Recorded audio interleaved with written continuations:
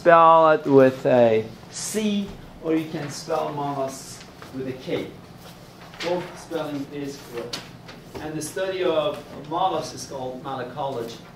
It's in your, I guess, the very last sentence, last line of your diagram of your PowerPoints is that. Okay, so they are coelomate animals versus pseudocoelomates and acoelomate animals. Your coelomate animals, coelom is not all over the animal, is only around gonads, heart, kidney, so on and so forth. Okay, they have mesenteries, which is, if we talked about, I talked about this a little bit in the past. In human, we have mesenteries, and these are the structures that compartmentalize the coelom. Okay, like around the heart. Okay, protostome animals, you already know that. Spiral cleavage, none of those. True organ system, yes, they have true organ now. These animals are becoming, as we go on, they are becoming more complex. Gas exchange through body surface and gills or lungs, so they have all of the structures. As you remember, again, what was the adaptive radiation? They adapted in different environments. So for respiration purposes, they have all of them. They have gills, they have body surface, they have lungs. Some of the species, yes, was it? I answered it. Adaptive radiation. Adaptive radiation. Open circulatory system. Most of the species have them except class Cephalopoda. Cephalopoda do not have open circulatory system. They have closed circulatory system. And you saw it in the video that they are intelligent. Okay. Now, the first group of animals that we are talking about that they have some kind of intelligence are these animals, mollusks. Okay. So, cephalopoda are the largest invertebrate on land. Invertebrates. Am I making some sense? You all know the difference between vertebrate and invertebrate. Vertebrate animals do not have vertebral column. Vertebrate animals have vertebral column. Invertebrate animals do not have it. Okay. So anyhow, eyes. Now, of course, only cephalopoda right here. Only class cephalopoda having eyes that can form image. So far, whatever animals we looked at, you saw that they had like planaria, they had eyes. A very simple organism like Euglena, we looked at the beginning of the semester, they had stigma. Stigmas detected light intensity. Planaria, same thing. They detected light intensity, but they cannot form image. You close your eyes, try this at home. Close eyes and ask somebody else to turn on the light. You can detect the light intensity. But forming image is a different story. Okay, so we talked about the eye at the beginning of the semester a little bit. Annelids and mollusks have a common ancestor, possibly, again, metamerism and formation of coelom, the scientists believe that they evolve separately. They are not, have nothing to do with each other. They're independent of each other.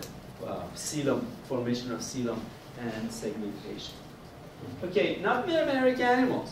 The first group of animals I'm going to talk about here in a minute, you will see that they have some kind of segmentation. But in general, mollusks are not metameric. They are not segmented. Okay. One of my former students studying for DAT, dental school. Any of you going to go to dental school? And he said, Amir, in DAT, I don't know why. I have no idea why. They have some questions. Why a dentist wants to know about mollusks or starfish or flatworms? I don't know. Parasites, yes, but anyhow, in DAT they have some questions. You all know what DAT is, equivalent to MCAT. You all know what MCAT is. MCAT is medical admission college test. DAT, dental admission test, or dental school. You want to go to that. And they have some questions for me. I don't know why. I guess they want me to keep my job. Is that right? But anyway, adaptive radiation, I talked about that. Is that right? Adaptive radiation.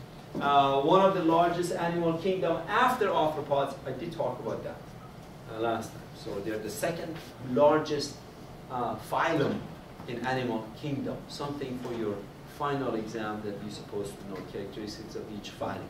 Characteristics of each phylum. Okay, only bivalves and gastropoda move to shallow water and fresh water. Most intelligent of invertebrate of all cephalopoda is cephalopoda. We talked about coelom is limited to heart.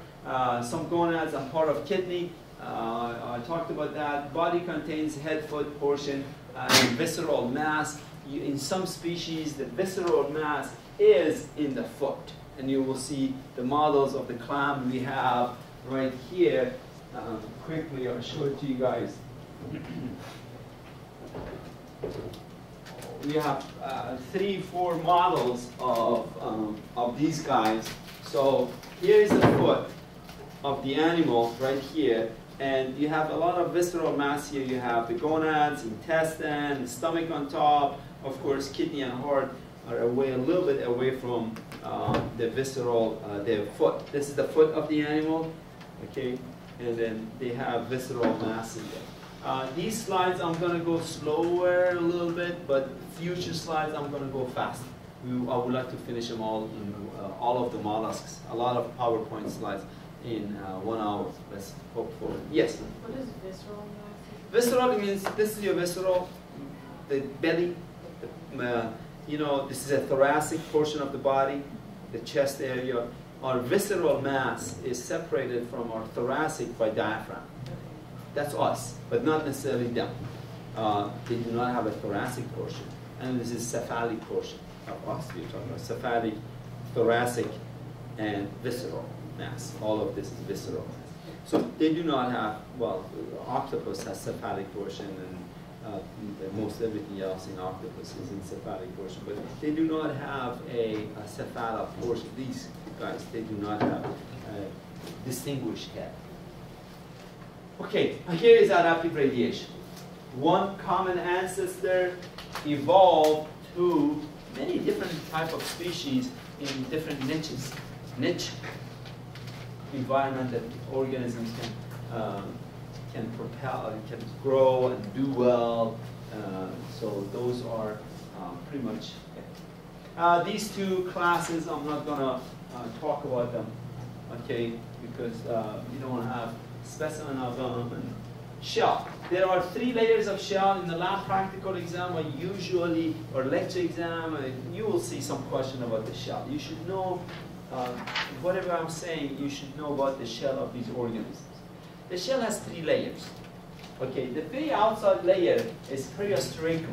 Periostracum is usually made up of protein molecule, and if a lake or a river is polluted with acid, so it erodes away the protein layer, the acid, like in the fall when the leaves fall into the water on the lakes or rivers, so it becomes, the water becomes more acidic. When the water becomes more acidic, it washes off of course on this one, it washes off the protein layer on top. And underneath of that protein layer, it is your charismatic layer, which is calcium carbonate. That's the thickest portion of the shell, charismatic layer. And under charismatic layer is the shiny area of the shell inside, the most inner layer, looks like a rainbow, the shiny, and it's a little bit, it's thinner than charismatic, is nacreous layer. Nacreous layer is the shiny layer inside of the most inner layer of the shell. Okay, so that's pretty much I have to say about the shell of these organisms. Radula. Radula is a structure that is like a conveyor belt. If food gets on top of it, and like a conveyor belt, it pushes the food into the mouth. Not all mollusks have them. Okay, bivalves. Bivalves do not have them. Bivalves do not have them. Another name for bivalve, you might read it in your book or specimens there, is called Pelicipoda. Another class, I should have it in my PowerPoint. If I don't, forgive me. Yes? So is the radula like the tongue? It's like a tongue. It's a conveyor. The analogy you can make it, yes, but it's more elaborate than our tongue. Pushing the food. Our tongue is used for sensation as well. Yeah, you can say very primitive, but the function of it is more bringing like our arms and our tongue combination. How about that? Like our hand and our tongue. And when we talk about arthropods, you will see that they have a distinguished arm to bring the food to the mouth. Okay, when we talk about arthropods, pedipalp. Okay, found within the mouth area, okay, a pattern. They use radula for classification purposes. If they discover an organism today, they look at the radula, what class it got to go into. And of course, bivalves do not have radula. I think I said that 34 times. Rasping tongue-like organ, except bivalves do not have it. Bivalves do not have that. Their muscles that move radula serves as a conveyor belt. I think I talked about all of that. Okay. Foot, locomotion, attachment, and combination.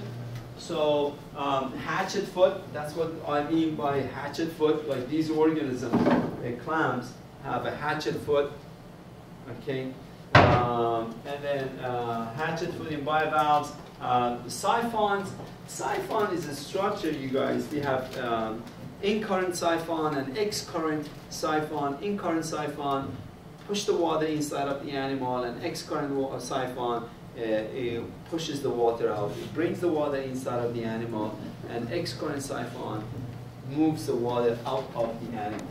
Okay, it's secreted mucus, of course, adhesions, and of course slime tracts. The foot, we're talking about adhesions and slime tracts in what animal? What animal you think I'm talking about here? Snail. You're dealing with it today, I mean, well, last few days. Snails release mucus for adhesions and other. Okay, am I out? Or did they get locked? Nothing is going right today, huh? Okay, visceral portion of the body. Mantle and mantle cavity. Mantle is like skin in these animals, sheath of skin. And mantle cavity, it houses a few, secretes the shell. Mantle, not the mantle cavity. Quiz question, exam question I asked, and you always say, Amir, you said it. No, mantle cavity is just a cavity. It's a space. You all know what I mean by cavity. It's a space. Mantle is actually a structure, like skin, right here in this model. This is mantle. When you're going to dissect, if you want to dissect, this is, you will see the mantle, and you will see the gills, and you will see the foot. So mantle secretes the shell. And mantle cavity, the cavity that, I'll show you some pictures here in a minute, is a cavity that houses respiratory organs. Mantle itself acts as a gas exchange, yes. products of digestive, excretory, and reproductive system empties into the mantle cavity. Mantle cavity. And I'll show you where that would be in your models. Okay? In the models. Counter-current exchange mechanism. That I'll show you a picture and I'll talk about it. But where else have you heard since the beginning of semester, if you remember your notes in human, I'm referring you in the human, where did you hear about that term, counter-current mechanism? Kidneys. No, kidneys, very good. In the kidneys. In the kidneys, you know, the flow of the filtrate goes one direction and the movement of molecules go the other direction. So they got the term counter-current mechanisms, exchange of gases. What happens in these animals, water flow is in direction and then the blood flow is in the opposite direction, so they can absorb more oxygen and give off carbon dioxide. And I'll show you some pictures here. Here we go. Okay, great. As I said, mollusks do not have a general body plan. Annelids do. Mollusks don't. Okay? Because there are so many different shapes of them. However, this is the best. Your textbook does not have this, but if I ever ask you what is the general body plan of mollusks, this fits. This is probably the best you're going to get. Okay, even though I'm saying they do not have a body general plan, but this is it. This is the general body plan of mollusks. And let's go over everything and know the function of everything in there. Are you guys ready? Important as far as what you're supposed to know. Okay, so they do have a mouth. They have a complete digestive system. It's not like other organisms we study, they do not have a complete digestive system. They do have a complete digestive system. They have a radula in the mouth area, conveyor belt, to bring food to the mouth, stomach, after the mouth is stomach, and so on and so forth. But again, bivalves do not have radula. The rest of them have it. Okay, then you go, let's start with then the gut, the stomach, digestive glands, stomach, and then goes all the way to the anus. And look, the waste material is dumped into the mantle cavity. This area, not this, excluding this. This area right here is mantle cavity, where the waste, you remember I said they have mantle and mantle cavity? So this is the cavity of the mantle where the waste material ends up.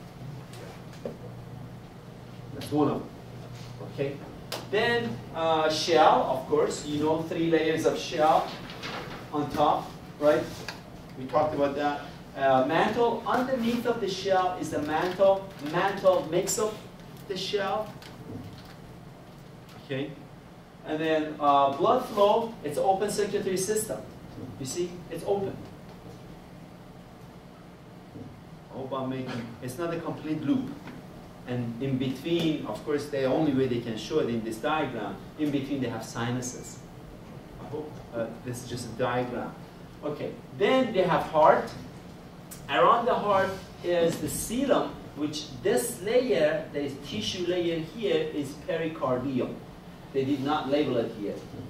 Pericardium is that tissue, that space is the coelom. Because that space is surrounded from mesoderm, heart itself came from mesoderm, and pericardium itself came from mesoderm also. I hope I'm making some sense. All of that information you learned in the past is coming together. If you want to call an animal eocoelomate, true coelomate animal, that space right here must be surrounded from between, it's supposed to be between mesoderm and mesoderm. Pericardium came from mesoderm, heart came from mesoderm. Okay. Then, and of course, coelom is compartment. Then you have gonads, of course. The gonads, you will see it is in the foot of the animal, right here, some of the animal that we have model of. And then guess what? The gonad material, sperm and egg, are emptied out to where? Mantle cavity, not mantle. This is the mantle right here, okay, underneath of the shell. But this area is called mantle cavity. And then after that, you have, what is this, nephridia, the kidney. You will have it on your models underneath of the heart. It should be right here on this one, and on this one is underneath of the heart, and empties out its waste material, the kidney, nephridia, into the mantle cavity. Okay, now the countercurrent mechanism that I was talking about. So the blood flow is this way. Do that make sense, everybody? So, and I have the gills. The gills move around, and the blood moves inside of the gill. And then the water movement in these animals is this way, opposite, coming inside from an in-current siphon and getting out by ex-current siphon. And so the water movement is this way, and the blood movement is this way, and that allows, that's the term I refer to as a countercurrent exchange mechanism, that allows the oxygen to be absorbed. Of course, these animals need oxygen. They're complex for their Krebs cycle and so on and so forth. Yes? How are they able to control the water flow? Do they have like valves or something for the gills? I'm not sure if I understand your question or not. By in-current siphon, they suck the water in. It's just like a vacuum. Oh. Okay? It's just like a vacuum. They suck like the best place that we've seen it, planarium. You remember the pharynx? The pharynx everted out, and then he sucks water in. Of course, in that water there is food. And that's what these guys are. In that water there is food and oxygen, of course. And of course, they have some food absorbed through here a little bit. So some food can be absorbed through this area a little bit. And of course, this area, you will see it when I dissected clam. I was sophomore in zoology. Then we saw some gonads in here. Some in the gills, we saw some youngs, not gonads, sorry. Some young clams in there. Yours do not have it. I don't know why. But anyhow, so gills also stores some young clams. Okay, so and the foot right here on the bottom of the foot, what is this label? Nerves, of course, they have nerves, neurosecretory cells, advanced organs, mantle cavity, houses respiratory organs for oxygen, end products emptied to the mantle of waste material, digestive material, and then contact exchange. All of that happen in the mantle cavity. I hope I'm making. This is the general body plan of mollusks. Most mollusks have them. Again, bivalves do not have this. Cephalopoda have closed circulatory system. Okay, some internal instructions: heart, blood vessels, blood sinuses. I think I talked about that when we talked about open circulatory system, closed circulatory system. Cephalopoda have a heart, blood vessels, and capillaries. A pair of kidneys, metanephridia to nephrostome and coelomic area. Ducts of a kidney may also serve as discharge of eggs and sperm. Nervous system has neurosecretory cells, advanced sense organs. They do have advanced sense organs, what I mean like eye. Okay, they have eye in case of cephalopoda to form image. Okay. What else? I guess let's not want to move to the next slide. There we go. Life cycle and reproduction, dioecious and some hermaphroditic. There are some species like that. Trochophore larva, direct metamorphosis. Villager larva. Villager larva is used usually. The villager larva, what it is, it looks like its parents, look like an adult one. You do have slide of it, and then the villager larva look like a clam. The one that you have is a clam, villager larva. So it look like it, that's what villager larva look like. They are like adult. Trochophore larva, no, not necessarily. They look like adult. Okay, that's what they're not. Some cephalopoda and bivalves have no free swimming larvae. As I said, the larva stages are inside. They kept inside of the gills. The one that I dissected. Again, I don't remember what organism I dissected when I was a sophomore. Okay, here again, same general plans of mollusks, and I'm repeating myself. Oh, the 3 layers of shells, I'm repeating myself. Periostracum, prismatic, and nacreous layer, and foot secretes mucus for adhesion and slime trap. Okay, the first class, quickly, let's zip-zap through them. Again, all of the specimens in there, you have to know them to the class, unless I mention the name here. Am I making sense a little bit?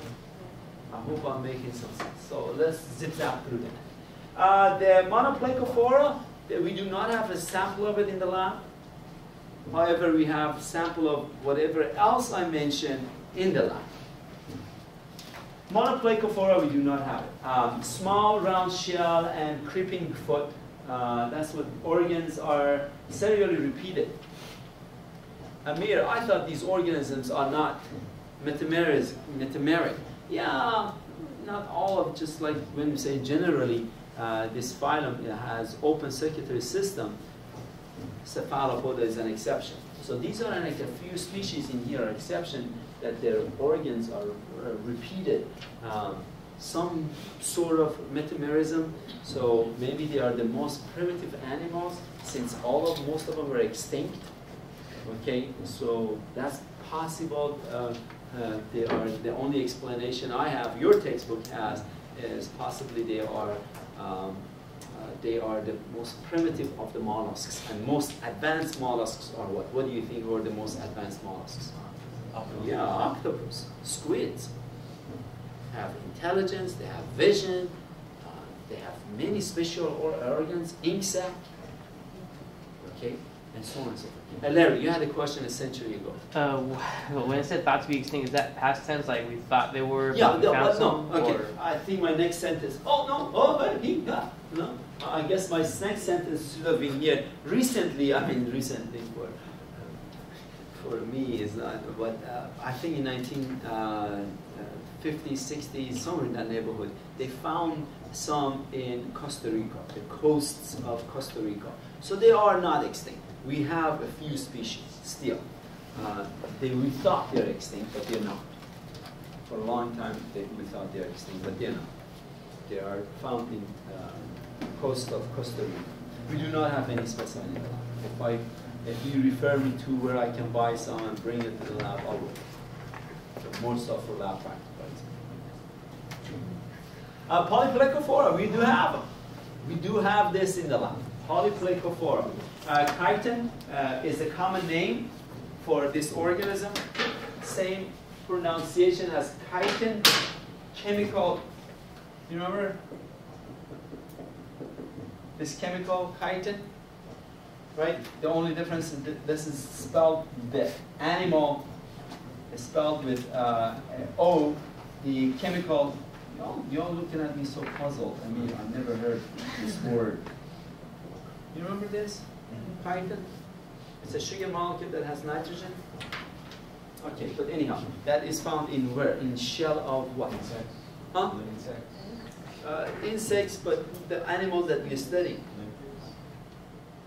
No, the animal we are studying in the shell of egg of nematodes, right? Chitin. Chitin is found in the shell of nematodes that we are studying right now. Yes, they're found in the eggs of arthropods. But anyhow, flattened dorsoventrally, they have 8 plates in the shell. If you look at the shell, they have 8 plates. We do have them in the lab. What else? Water current go through pallial groups through the gills. Don't worry about that sentence. Don't worry about this. Sense organs in mantle groups. A heart has 3 chambers, a pair of metanephridia, and a trochophore larva, but not villager larva. As I said, villager is usually for clams. It's a larva stage as a clam. Here they are, 8 shell, 1, 2, 3, 4, 8 slots. They call it male shell. Another common name for the chitin is male shell. Male shell mollusks. So, and this is from the view from bottom. This is a cross section of the animal, and of course there are 8 of these on the shell of the animal. As I said, we do have it in the lab. And then you have to know. The only thing you have to know about this is to know what class it belongs to and common name, and that's it. There is nothing else I expect you to do. Yes, sir. Between Monoplacophora and Polyplacophora, it would seem to imply that Polyplacophora has a lot of something and Monoplacophora has one. What's the difference between them? The Monoplacophora and Polyplacophora? Yes, the name sounds like one has a lot of something and the other one only has one of it. Mono, one, placo, I didn't look it up, you're right. Could be probably the slots in the shell. Yeah, that's a good question. I didn't look it up all these years. It didn't come across my mind to look it up. Mono, you're right, and poly, many. We can look it up. Yes? Polyplacophora have the most classes. The most classes? No. I mean, not the most. The most? No, it's Gastropoda. I think you're thinking of Gastropoda is the most abundant. The most abundant is Gastropoda. Okay. So that's it. I will look it up later. Your textbook might have mentioned it. I don't know, but I will look it up. Class Gastropoda is the next class. Common name for this class is tusk shell or tooth shell. It's like a tooth. Both end of the shell is open.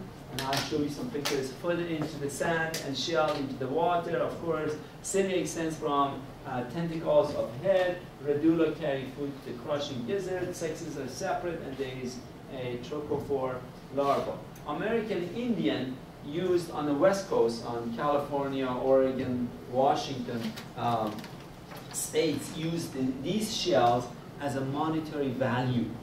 So if you wanted a horse from another American Indian, then you have to give 5, 10 of these to get that horse. So they had money, some of the tribes. They had the money, and that was the monetary value for them. So anyhow, this is the open end, which is out of water. The head of the animal, it's into the sand. Okay, and these are the tentacles, which call them capiticula. Capiticula have cilia, and that cilia at the end, they have cilia. It is used for sensory functions, maybe that's what they're guessing. And of course, they grab food, it goes to the radula, and of course, the digestive tract. Anus is in the right beside of the animal, and the rest you do have on right here. Class Gastropoda, the largest class. I guess that's, Jose, what you were referring to. Most of the species are of mollusks. A lot of species are in here. The one you're dealing with, the garden snail for your experiment, is Helix. The name of the genus is Helix. So I am referring to them. These are, you know, when you look at the tusk shell in there, what is a common name, I will ask. It's a tooth shell or tusk shell. What is the name of the class? Gastropoda. Okay, like a scaffold. Scaffold are large ladders they put to go, I don't know, different things. A limpet, abalone. We do have them in the lab. Of course, snail we have them. Limpet and abalone, we have them in the lab. So they're univalve. Apex is the oldest portion of the shell.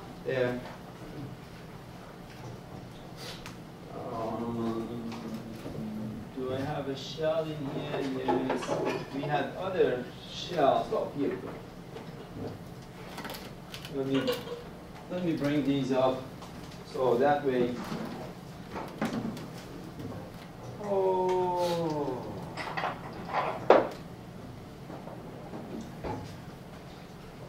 A lot of shell to play with. 2 of them is mine, the rest is yours. All 3 of them is mine, the rest is yours. Yes? So univalve would also be class, right? Well, no. The name of, another name for gastropoda is not univalve. They just refer to them, they're univalve.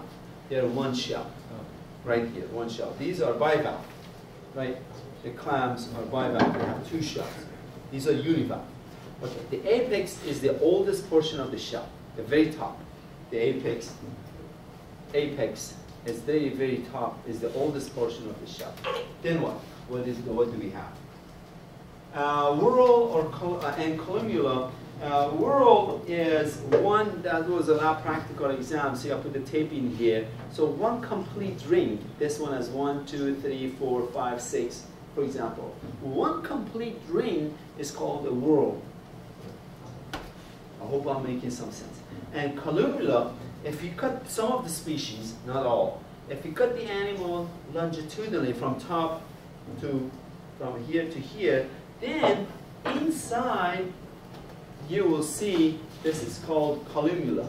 There is a structure right in the middle of the animal. They cut this animal with a saw. So that right here, and that's it, the apex is right here. The shell goes around and around and around. And when they cut the animal right here, that is called your columella. Okay, there's a structure there. I'm not sure what exactly the function of it is. I guess for attachment of the muscles and so on and so forth. Dextral and sinistral shell. Okay, so for lab practical exam or when you go to the beach, first of all, most all shells are dextral. Most all shells are dextral. And if you look at it, if you look at the aperture, which is the next structure that you should know, aperture, it means opening, like a camera aperture. This opening of the shell is called aperture. Okay, so if the apex is on top, do I make sense? Apex is on top, and the aperture is facing you. I hope, and the world goes this way, goes counterclockwise. Am I making some sense? If you look at the world, here is the apex on top, here is the world, and going counterclockwise, this shell is a dextral shell. Most shells, all of the shells we have in the lab are dextral. Right here, I guess in chemistry, organic chemistry, those of you are taking OChem, you have that term also, dextral and sinistral, based on my OChem days, I remember. But anyhow, so this is apex, here is aperture, and the shell goes this way, the whorl goes that way. Do we have sinistral shell in the lab? Yes. The student gave it to me zillions of years ago. Okay, so here's the apex. You guys see the aperture is right here. I'm facing it, I'm looking at it. Okay, and then the whorl goes clockwise. So the whorl goes clockwise. This is a sinistral shell. Very, very, very rare. It's a rare shell.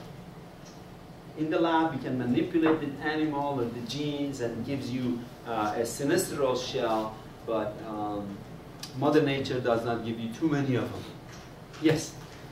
Is that the same, is dextral and sinistral, is that the same throughout a species, or can one species have both dextral and sinistral examples? But some species can have both. Yeah, all of these shells can have sinistral and dextral.